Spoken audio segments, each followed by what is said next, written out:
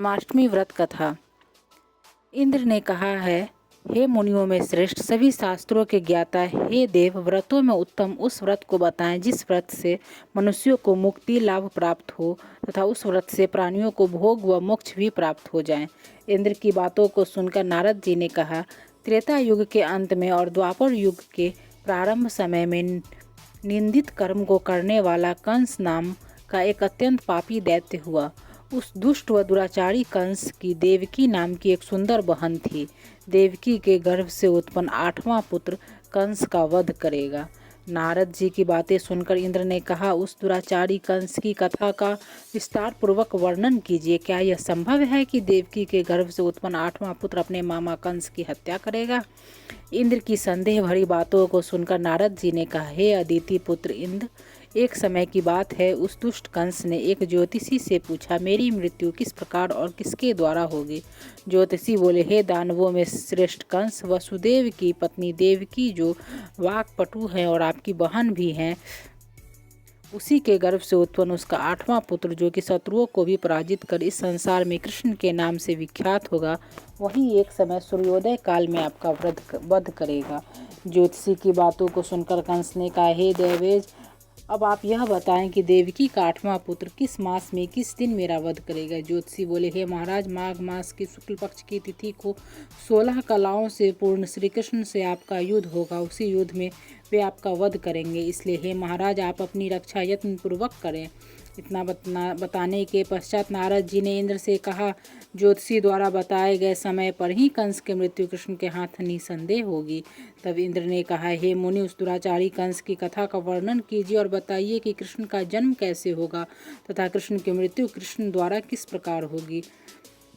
इंद्र की बातों को सुनकर नारद जी ने पुनः कहना प्रारंभ किया। उस दुराचारी कंस ने अपने एक द्वारपाल से कहा, मेरी इस प्राणों से प्रिय बहन की पूर्ण सुरक्षा करना।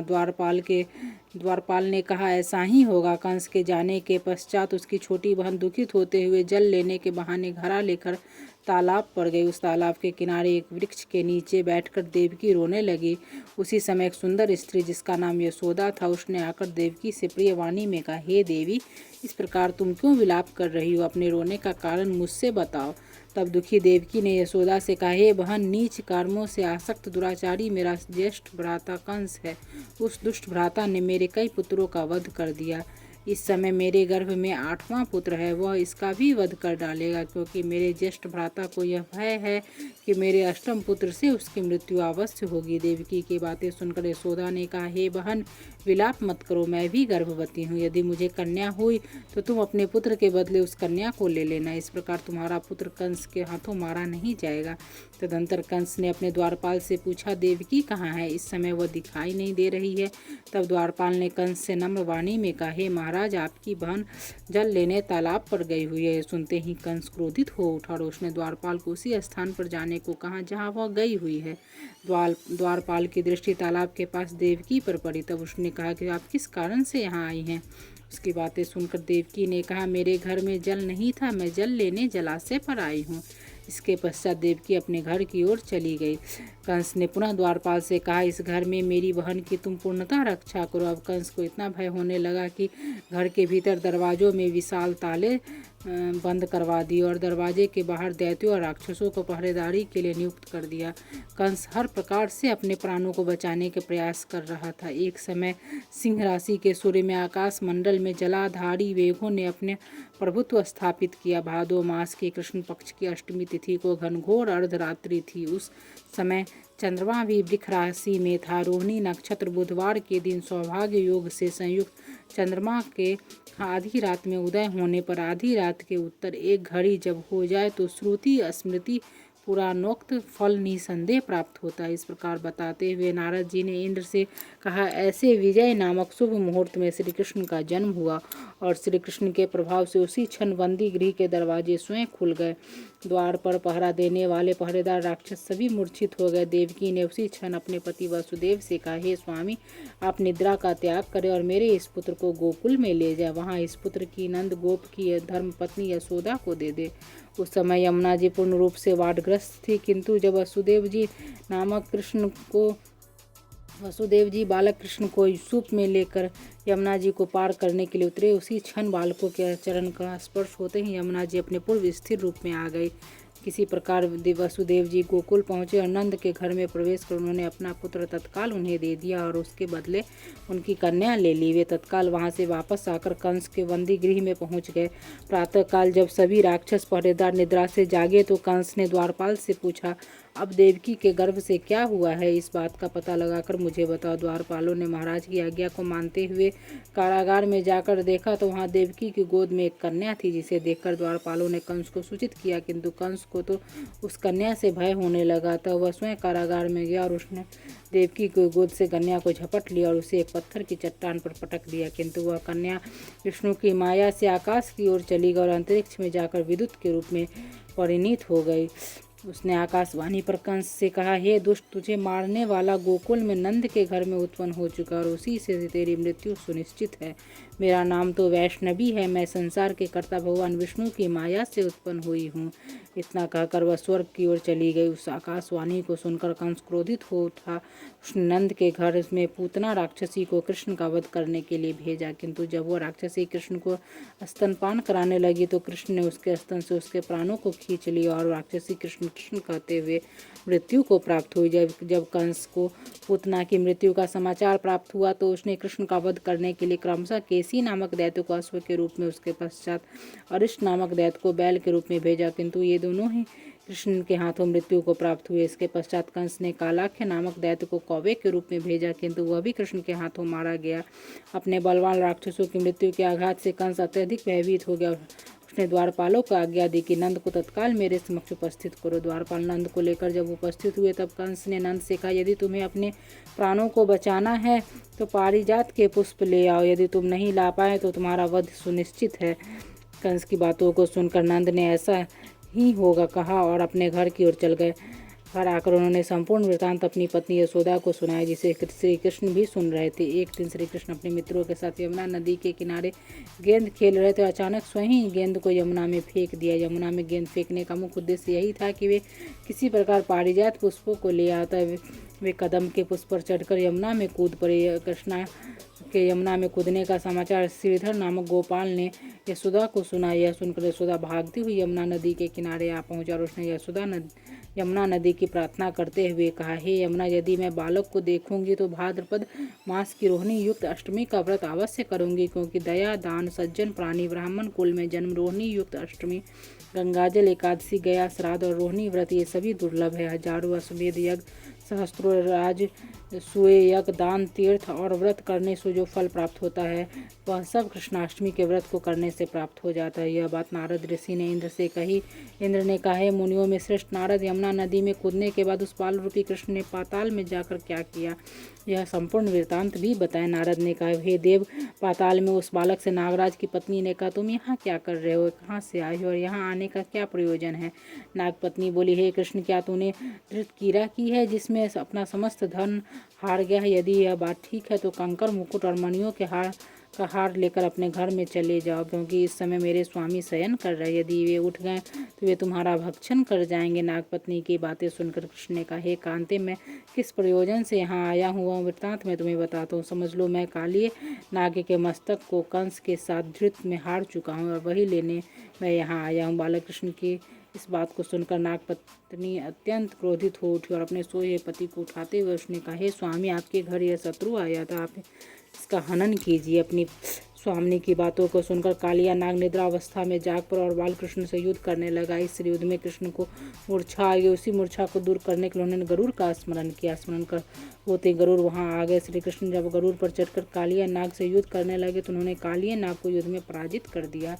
अब कालिया नाग ने भली भांति जान लिया था कि मैं जिनसे युद्ध कर रहा हूँ वे भगवान विष्णु के अवतार श्री कृष्ण ही हैं। अतः उन्होंने श्री कृष्ण के चरणों में साष्टांग प्रणाम किया और पारिजात से उत्पन्न बहुत से पुष्पों को मुकुट में रखकर कृष्ण कृष्ण को भेंट किया। जब कृष्ण चलने को हुए तब कालिया नाग की पत्नी ने कहा, हे स्वामी, मैं कृष्ण को नहीं जान पाई। हे जनार्दन, मंत्र रहित, क्रिया रहित, भक्ति भाव रहित मेरी रक्षा कीजिए। हे प्रभु, मेरे स्वामी मुझे वापस दे दें।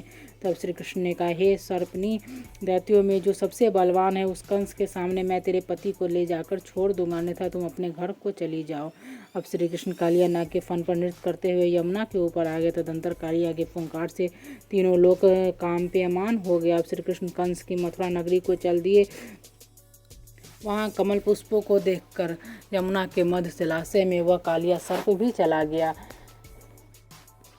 इधर कंस भी विस्मित हो गया तथा कृष्ण प्रसन्नित होकर गोकुल लौट आए। उसके गोकुल आने पर उसकी माता यशोदा ने विभिन्न प्रकार के उत्सव किए। अब इंद्र ने नारद जी से पूछा, हे महामुनि, संसार के प्राणी बालक श्री कृष्ण के आने पर अत्यधिक आनंदित हुए। आखिर श्री कृष्ण ने क्या क्या चरित्र किया वह सभी आप मुझे बताने की कृपा करें। नारद ने इंद्र से कहा, मन को हारने वाला मथुरा नगर यमुना नदी के दक्षिण भाग में स्थित है। वहाँ कंस का महाबलशाली भाई चाणूर रहता था। उस चाणूर ने श्री कृष्ण के मल्लयुद्ध की घोषणा की। हे इंद्र, कृष्ण और चाणूर का मल्लयुद्ध अत्यंत आश्चर्यजनक था। चाणूर की अपेक्षा कृष्ण बाल रूप में थे। भेरी, शंख और मृदंग के शब्दों के साथ कंस और केसी इस युद्ध को मथुरा की जनसभा के मध्य में देख रहे थे। रंगशाला के अखाड़े में चाणूर, मुष्टिक, सल, तोसल आदि बड़े बड़े भयंकर पहलवान दंगल के लिए प्रस्तुत थे। महाराज कंस अपने बड़े बड़े नागरिकों तथा मित्रों के साथ उच्च मंच पर विराजमान था। रंगशाला में प्रवेश करते ही श्री कृष्ण ने अनायास ही धनुष को अपने बाएं हाथ से उठा लिया। पलक झपकते ही सबके सामने उसकी डोरी चढ़ा दी और डोरी को ऐसे खींचा कि वह धनुष भयंकर शब्द करते हुए टूट गया। धनुष की रक्षा करने वाले सारे सैनिकों को दोनों भाइयों ने ही मार गिराया। कुबलापीर का वध कर श्री कृष्ण ने उसके दोनों दांतों को उखाड़ लिया और उससे महावत एवं अनेक दुष्टों का संहार किया। कुछ सैनिक भाग खड़े हुए और महाराज कंस को सारी सूचनाएं दी तो कंस ने क्रोध से दांत पीसते हुए चाणूर, मुष्टिक को शीघ्र ही दोनों बालकों का वध करने के लिए इंगित किया। इतने में श्री कृष्ण अपने एवं बलदेव अपने अंगों पर खून के कुछ छींटे धारण किए हुए हाथी के विशाल दांतों को अपने कंधे पर धारण कर सिंह शावक की भांति मुस्कुराते हुए अखाड़े के समीप पहुंचे। चाणूर और मुष्टिक ने उन दोनों भाइयों को मल्लयुद्ध के लिए ललकारा। नीति विचारक श्री कृष्ण ने अपने समान आयु वाले मल्लों से लड़ने की बात की, किंतु चाणूर ने श्री कृष्ण को और मुष्टिक ने बलराम जी को बड़े दर्प से महाराज कृष्ण का मनोरंजन करने के लिए ललकारा। श्री कृष्ण बलराम तो ऐसा चाहते ही थे। इस प्रकार मल्लयुद्ध आरंभ हो गया। वहां पर बैठी हुई पूरी स्त्रियां उस अनीतिपूर्ण मल्लयुद्ध को देखकर वहां से उठकर चलने को उद्यत हो गए। श्री कृष्ण की स्वमाधुरी का दर्शन कर कहने लगी, अहो सच पूछो तो ब्रजभूमि ही परम पवित्र है और धन्य है। वहाँ परम पुरुषोत्तम मनुष्य के वेश में छिपकर रहते हैं। देवादिदेव महादेव, शंकर और लक्ष्मी जी इनके चरण कमलों की पूजा करते हुए ही प्रभु वहाँ रंग बिरंगे पुष्पों की माला धारण करके गरुओं के पीछे पीछे शाखाओं और बलराम जी के साथ बांसुरी बजाते और नाना प्रकार की क्रियाएं करते हुए आनंद से विचरण करते। श्री कृष्ण की इस रूप मधुरिमा का आस्वादन लेकर ब्रजवासियों एवं विशेषकर गोपियों के लिए सुलभ है। वहाँ के मयूर, सुख, सारी गौएं, बछड़े तथा नंदियाँ सभी धन्य है। वे स्वच्छंद रूप से श्री कृष्ण की विविध प्रकार की माधुरियों का पान करके निहाल हो जाते हुए ऐसी चर्चा कर रहे थे कि श्री कृष्ण ने चाणूर और बलराम जी ने मुष्टि को पछाड़ कर उनका वध कर दिया। तदंतर कूट, सल, तोसन आदि भी मारे गए। इतने में कंस ने क्रोधित होकर श्री कृष्ण, बलदेव और नंद, वसुदेव सबको बंदी बनाने के लिए आदेश दिया, किंतु सबके देखते ही देखते बड़े वेग से उछलकर श्री कृष्ण उसके मंच पर पहुंचे और उसकी चोटी पकड़कर नीचे गिरा दिया तथा उसकी छाती के ऊपर कूद गए, जिससे उसके प्राण पखेरु उड़ गए। इस प्रकार सहज ही कंस मारा गया। श्री कृष्ण ने रंगशाला में अनुचरों के साथ कंस का उद्धार किया। कंस के पूजित शंकर जी इस रंग को देखकर कृत हो गए, इसलिए उनका नाम श्री रंगेश्वर हुआ। यह स्थान आज भी कृष्ण की इस रंगमय लीला की पताका फहरा रहा है। श्रीमद् भागवत के अनुसार तथा श्री विश्वनाथ चक्रवर्ती पाद के विचार से कंस का वध शिवरात्रि के दिन हुआ था, क्योंकि कंस ने अक्रूर को एकादशी की रात अपने घर बुलाया तथा उससे मंत्रणा की थी। श्री कृष्ण ने अपने पैरों को चाणूर के गले में फंसाकर उसका वध कर दिया। चाणूर की मृत्यु के पश्चात उसका मल्लयुद्ध केसी के साथ हुआ। हे इंद्र, उसी क्षण श्री कृष्ण ने गरुड़, बलराम तथा सुदर्शन चक्र का ध्यान किया, जिसके परिणाम स्वरूप बलदेव जी सुदर्शन चक्र लेकर गरुड़ पर आरूढ़ होकर आए। उन्हें दाता देखकर बाल श्री कृष्ण ने सुदर्शन चक्र को उनसे लेकर स्वयं गरुड़ की पीठ पर बैठकर न जाने कितने ही राक्षसों और दैत्यों का वध कर दिया, कितनों के शरीर अंग भंग कर दिया। इसी युद्ध में श्री कृष्ण और बलदेव ने असंख्य दैत्यों का वध किया। बलराम जी ने अपने आयुध, शस्त्र, हल और श्री कृष्ण ने सुदर्शन चक्र से माघ मास के शुक्ल पक्ष की सप्तमी को विशाल दैत्यों के समूह का सर्वनाश किया। अब जब अंत में केवल दुराचारी कंस ही बच गया तो कृष्ण ने कहा, हे दुष्ट अधर्मी दुराचारी, अब मैं इस महायुद्ध स्थल पर तुझसे युद्ध कर तथा तेरा वध कर इस संसार को तुझसे ही मुक्त कराऊंगा। यह कहते हुए श्री कृष्ण ने उसके केसों को पकड़ लिया, कंस को घुमाकर पृथ्वी पर पटक दिया, जिससे वह मृत्यु को प्राप्त हुआ। कंस के मरने पर देवताओं ने शंख घोष व पुष्ट वृक्ष की तथा वहां उपस्थित समुदाय श्री कृष्ण की जय जयकार कर रहा था। कंस की मृत्यु पर नंद, देवकी, वसुदेव, यशोदा और इस संसार के सभी प्राणियों ने हर्ष पर्व मनाया।